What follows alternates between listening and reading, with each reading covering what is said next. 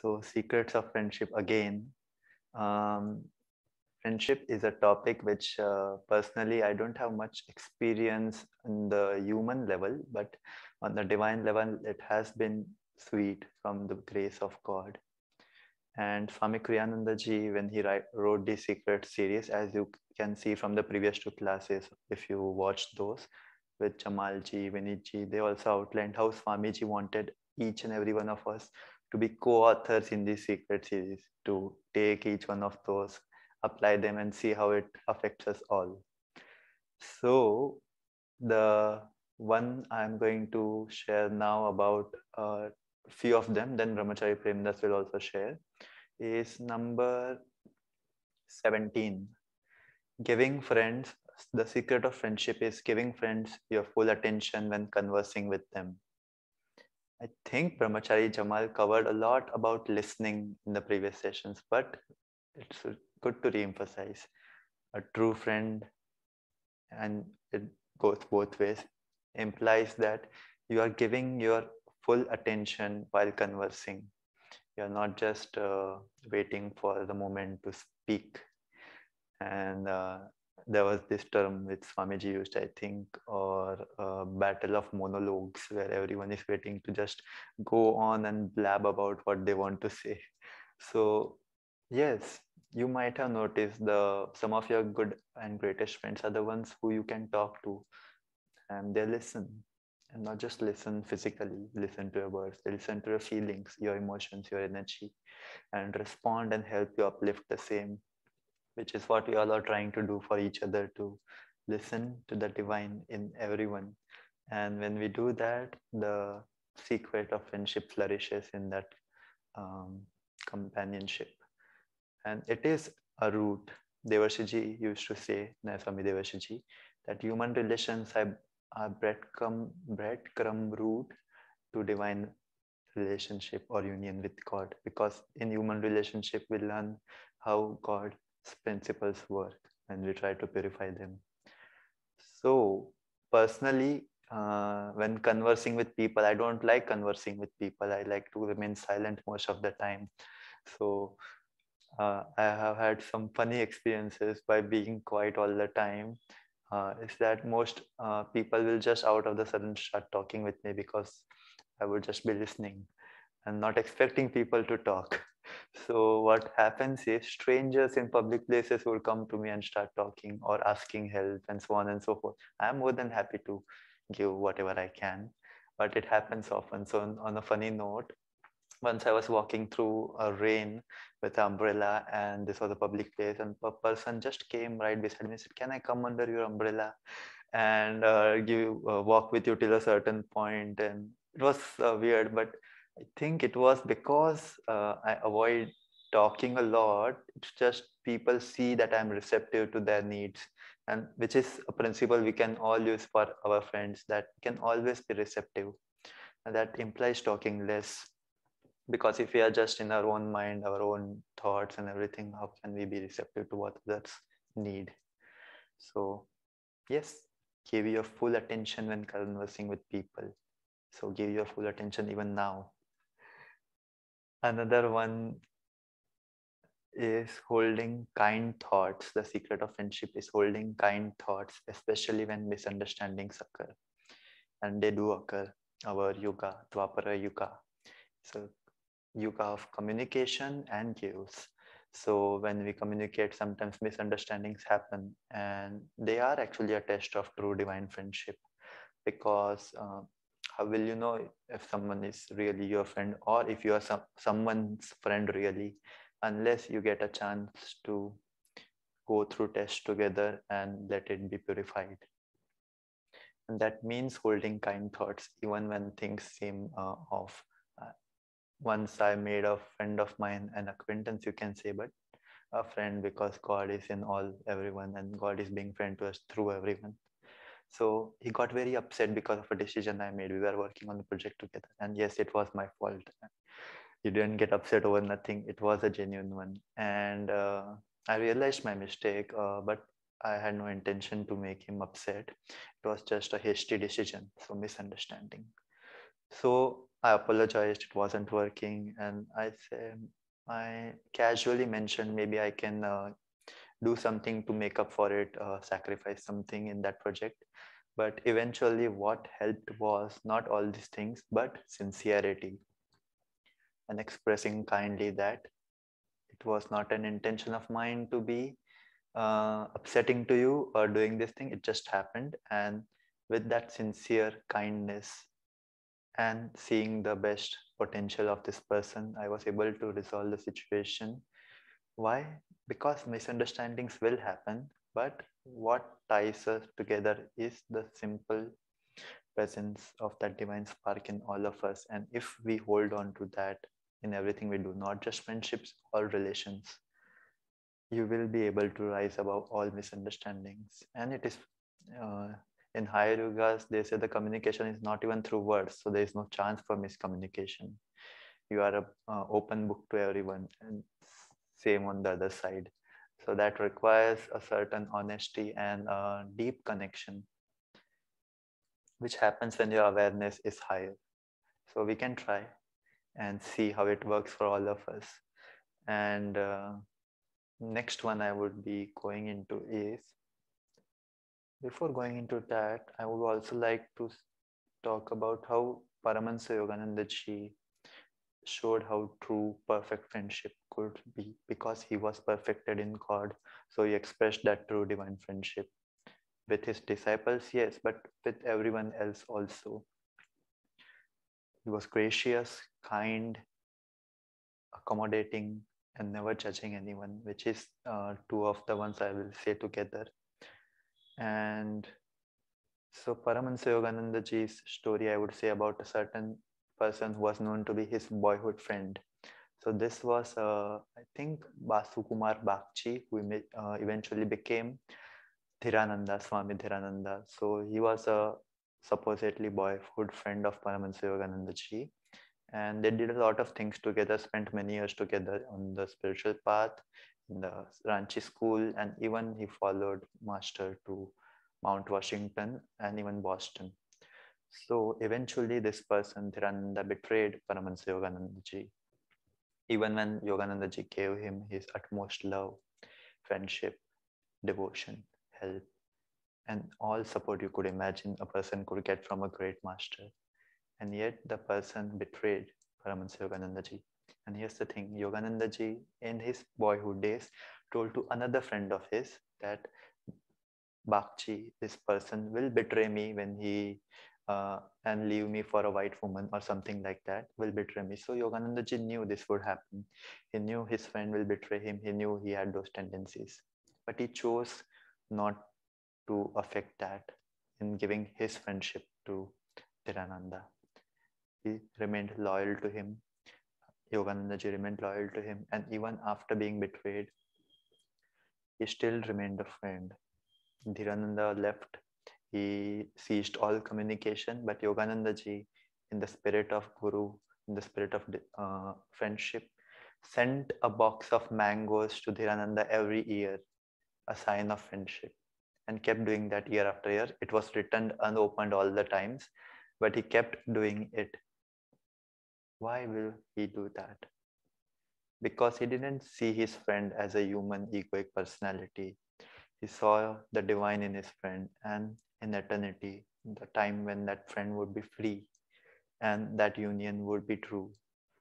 So we all could take a lesson or two from this whole story, that yes, misunderstandings will happen with people, and not on that scale of Dhirananda and Yogananda, but on smaller scales also. So we shouldn't be trying to judge people for the smallest things and telling, you betrayed me, now I'm not going to talk with you ever again.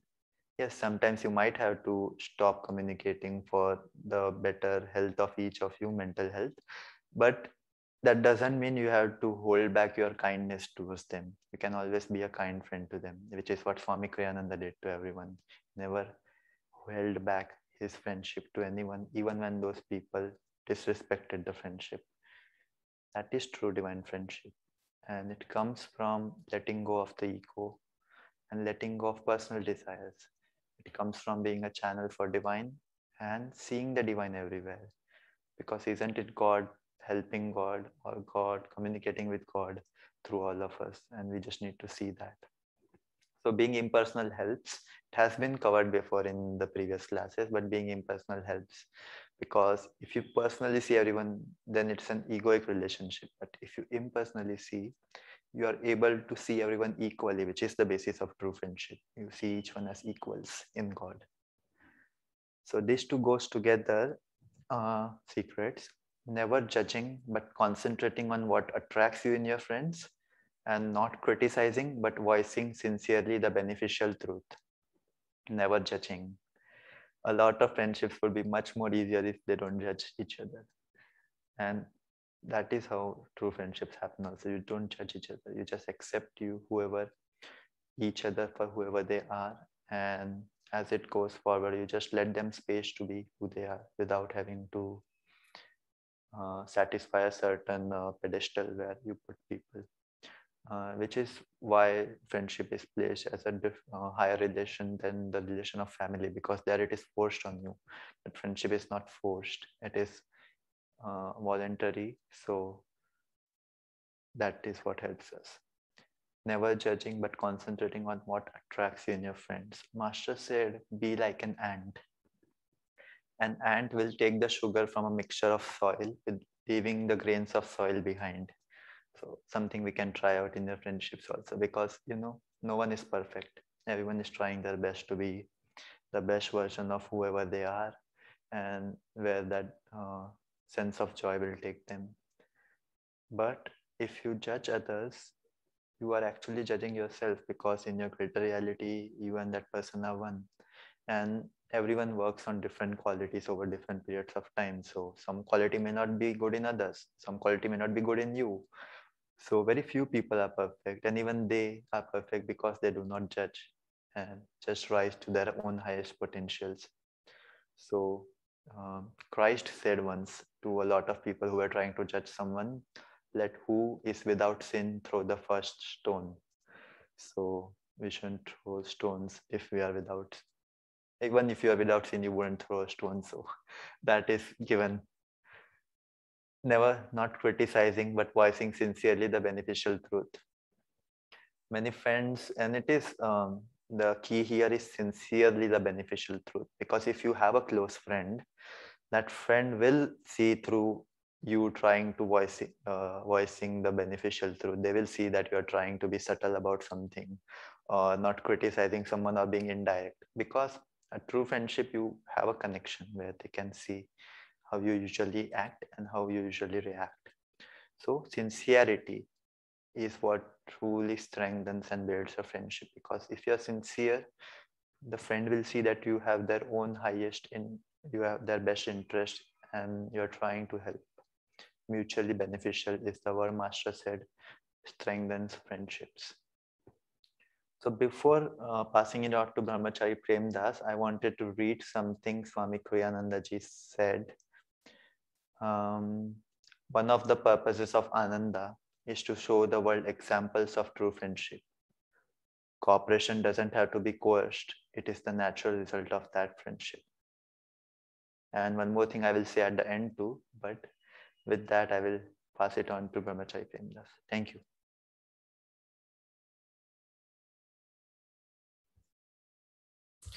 Thank you, Ramesh, for that. Very fun. Thanks. So, friends, yeah, it's always nice to be sharing on this topic of friendship. It's a very joyful topic, and would it be possible for you all to turn on some videos? Let me see all the joyful faces now to share this more on friendship. So as we go about, I have a special, thank you. Thank you, Maruk. Thank you, Garimaji. So I'll be reading out from Whispers from Eternity, a topic on friendship, which Paramahansa Yogananda ji wrote. So I think I would just dive deeper into it. Maybe let's all tense our bodies with a double breath and exhale. Just feel the energy. Release all the tensions. Close your eyes Maybe we'll do one round of even count breathing. So let's inhale for 8 counts.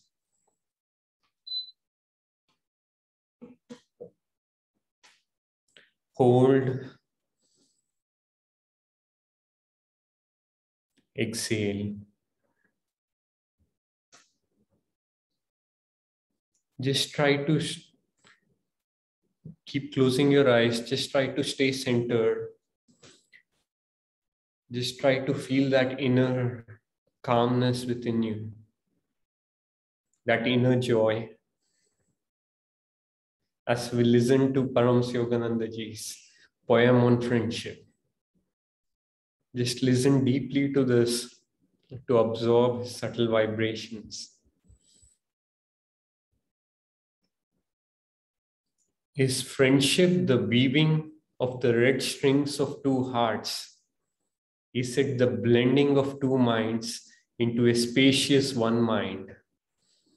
Is it the spouting of love founts together to strengthen the rush of love on draughty souls?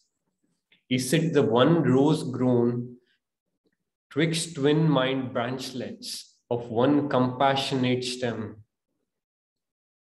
Is it the one thinking in two bodies? Or is it like two strong stallions, disparate in color and mien, pulling the chariot of life together to the single goal with one mind sight? Is friendship founded on equalities or inequalities? Is it built on diverse stones of differences? Is friendship the unthinkingly agreeing, the hand in hand, blind walking of two souls, foolishly rejoicing in their united folly, falling at last into a pit of disillusionment?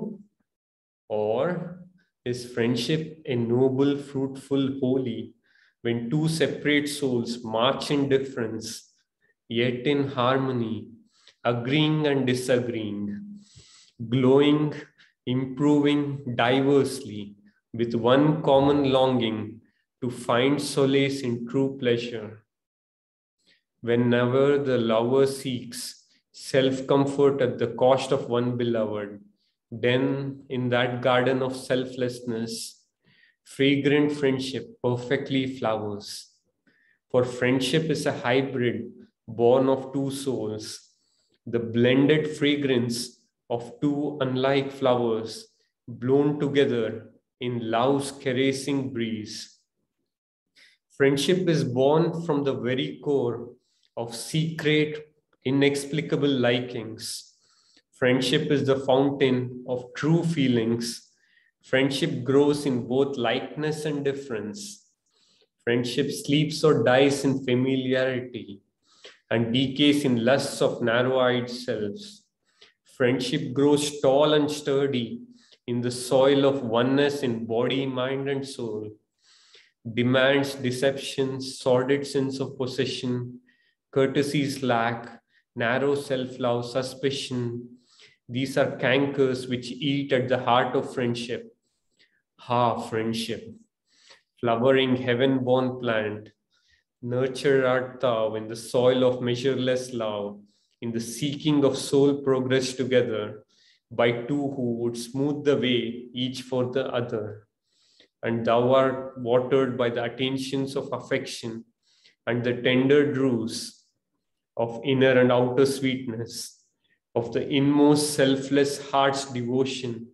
Friendship, where thy soul-born flowers fall, there on that sacred shrine of fragrance, the friend of all friends craves to come and remain.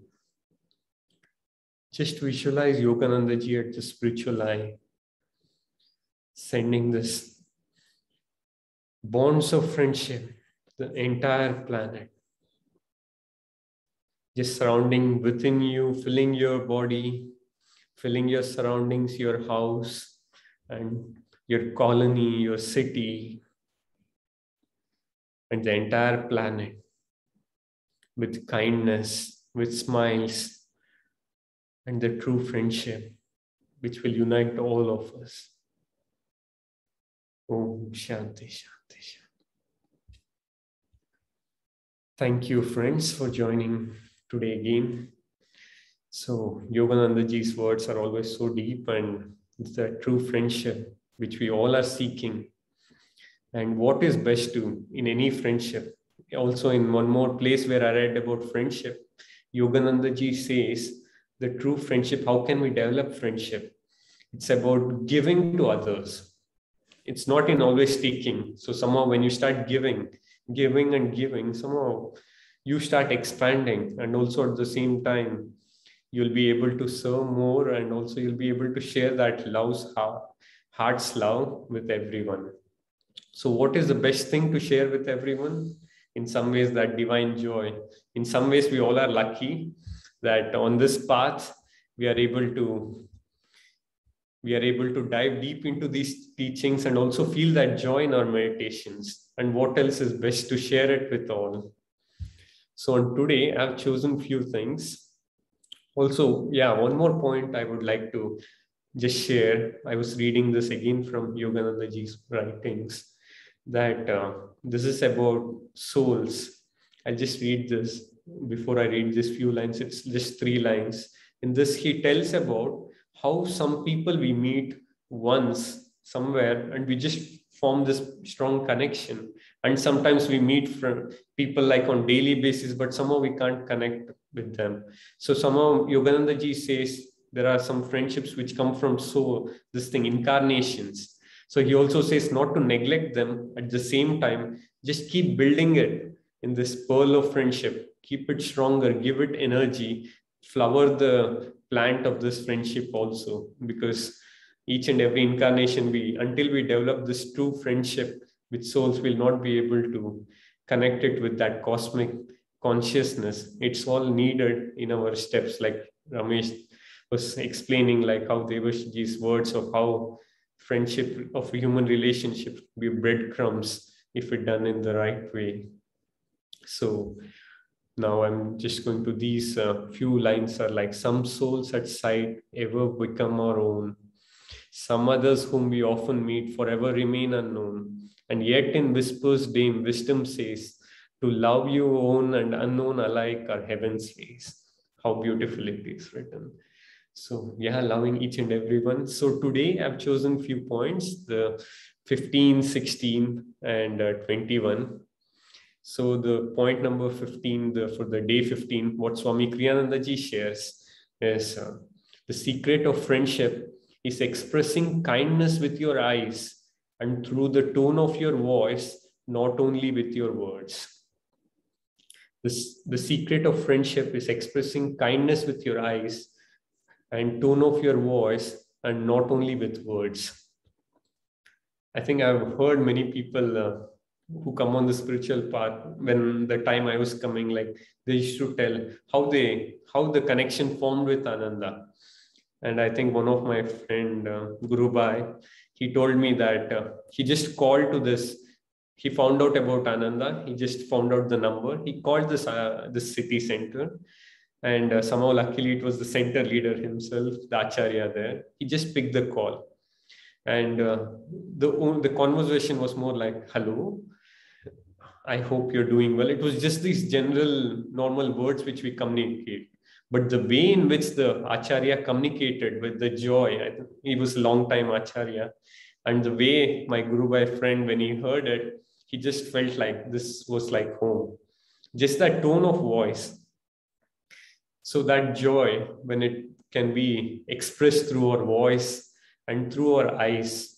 So whenever, even the first time when I came to Ananda, it was Haridas and Romaji in Bangalore. But when I just moved there, and just in the first day itself, like when we got to meet them, I think you all can relate to this with your acharyas anywhere, and or some connection with Ananda. The videos you watch right now from the online route, you just meet them and you just know, you just share with them the way they give the joy, the way they are giving everything for this unknown person whom they have met the first time, just says that there is some sort of trust and kindness which is not so easily seen in the outside world. So that then we start to learn how to give it to all others, and we grow step by step on this spiritual path, trying to share that unconditional love in the right way. And regarding the tone of your voice, I remembered this interesting incident of Paramhansa Yogananda ji. This I'm going to take it in a slightly different way, because in this story he was giving some he was giving some strict instructions, or let's say some obedience guidelines to this person. What happened is this person had to get some little scolding. So in this incident, master is like walking from left to right, and this person and whenever he goes towards that person, he's like in a loud voice, had to do this, or in a loud voice he's like commanding it, telling you should not have done that. And at the same time he walks back, and this one more person, he just winks, or he just back into his smiling attitude, telling, see, that's just my voice, and I'm just trying to discipline him. It's not me. I still have that love of God. And he keeps walking left and back and forth. And this just gives this demonstration of how masters and how we all, even if we have to, by any chance, discipline like your kids or whomever you have to be, sometimes at your office or whatever your position is, you can do it with a way that your inner center is not disturbed, and more like helping the other people. Just that tone can be so beneficial. And also with friendship and everything, sometimes if you can, with that tone, just remember to speak. For example, I've also heard this from many devotees, that after many lectures of Swamiji or many of these acharyas, they don't really remember much things whatever they have shared. It's more, maybe sometimes they remember the stories more better after some few months or years, but it's always that feeling, the way the speech was or the way they expressed it, and there is that feeling that they remember. So the tone, the eyes, and in some ways the eyes are the windows to soul. So people who are highly evolved also can see through, can look through your soul through your eyes. And so also, like Ramesh was explaining this point, that in higher yugas you may not be this communication, there'll be lesser confusion, because we'll not be using too many words. In the same way, I think if we have to go to higher yugas, in some ways we have to learn these lessons of Dwapara, which is trying to communicate also better. So, and also, I also read this interesting thing about higher yugas. I think Master shares this. I think maybe Swamiji has written this also in one of his books, that in Treta Yuga, people can see through each and every one. So like in the sense, like more telepathy, and also like, for example, if there is some conflict right now happening between two people, they can see what the other person is really thinking behind. So even the other person doesn't want to be the bad guy, because he doesn't want, because all the people who are there in Treta doesn't want to show themselves as bad, let's say. So the other person, in the meaning, you can easily see through the other person, is what I'm trying to mention. So if you're able to see through the other person, if somebody is able to see through me, then I don't want to have those qualities which doesn't help me nor help him. So in some ways, it also helps us to be the better versions of ourselves, to show our highest potential.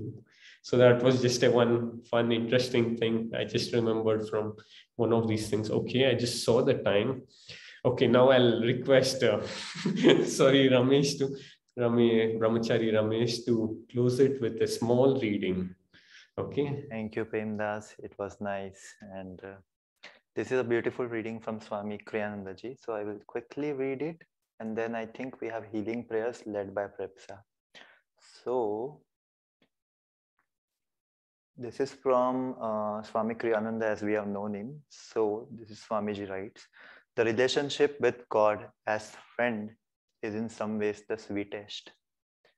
Swamiji writes in his commentary on the Bhagavad Gita. When one thinks of God as friend, there steals into the heart that sweet confidence by which one feels, but of course you love me. I am yours, you are mine. How could either of us ever turn away from the other? We are one. So, worth meditating on. Thank you, everyone. We will meet again next week for the rest of the secrets.